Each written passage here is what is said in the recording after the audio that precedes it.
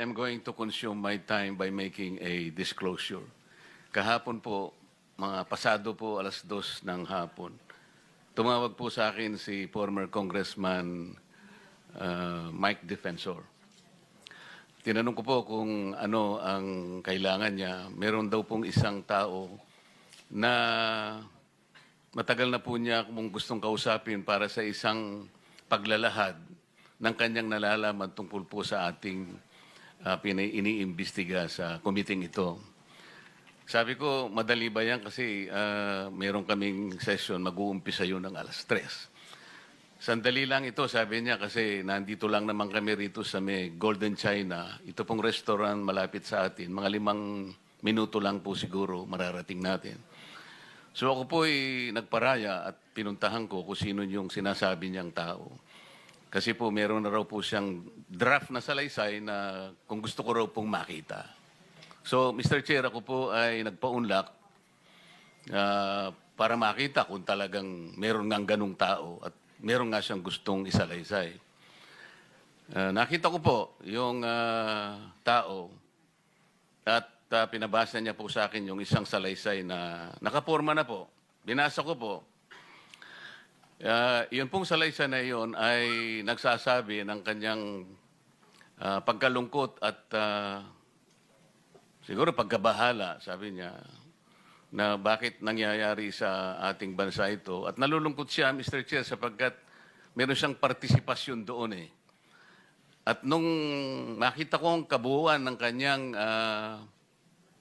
salaysay, meron po siyang personal na kaalaman para ikonekta si Representative Saldico kay former Speaker Martin Romualdez. Sabi ko, hindi ako pwedeng magtagal, nabasa ko na ito, hahabol ako sa aming sesyon alas 3. Pero kung talagang ikaw ay voluntaryo mong gustong gawin yan sang-ayon sa iyong nilalahad dito, di sige, i-finalize mo yan at gusto ko, ipanutaryo mo sapagkat hindi po pwedeng hindi notaryado yan. At kung buo ang loob mo at talagang yan ay matagal mo nang iniisip, pumunta ka ako bukas ng umaga sapagkat meron kaming pagdinig. Mr. Chair, nandito po yung tao at hawak ko po yung ilang piraso ng kanyang sinumpaang salaysay. Kung po pwede po sana natin siyang tawagin ngayon, para ngayon siya po ang mismo maglahad ng kanyang salaysay sa ating gitna. Okay, you may call him. Mr. Chair, I'm calling Mr. Orly Regala Gutesa para po humarap siya sa atin. Mr. Gutesa, kayo po ay umupo dito sa may gitna. Pakibigyan mo ng copy si Mr. Chair. Page. Bigyan mo si Chair. Mr. President, bigyan mo si Mr. President.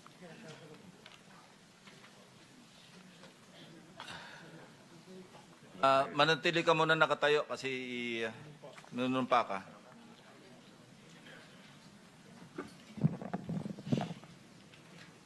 Raise your right hand. Yeah. Do you swear or affirm to tell the truth, the whole truth, and nothing but the truth in this proceeding? Yes, sir. Salamat. Take your seat, please. You may proceed. You may continue. Salamat po, Mr. Chair. Mr. Gutesa, kaninang ako'y nagpapaliwanag para ipakilala kita. Narinig mo yung aking sinabi. Yes, Your Pwede mo Honor. bang i-confirm na kung ano yung sinabi ko ay yung nangyari kahapon? I confirm, Your Honor. Salamat po. At ngayon po ay hawak ko nga ang inyong sinumpaang salaysay na nung draft ito ay binasa ko. Ganun din nga po at wala namang pagbabago. At gusto ko lamang pong sabihin ninyo na mayroong pirma sa ibabaw ng pangalang Orly Regala Gutesa. Kayo po ba ang nagpirma nito? I confirm, Your Honor.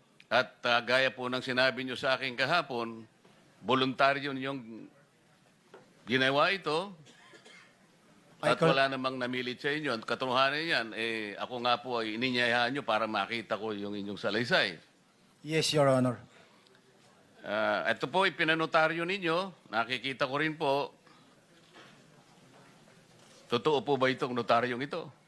Totoo po, Your Honor. Okay. Ngayon, kayo na po ang magbasa para sa ganun ay marinig po ng buong kapulungan. Pwede po niyong basahin ang inyong salaysay. Maraming salamat, Your Honor. Mr. Chair, can he proceed? He may proceed.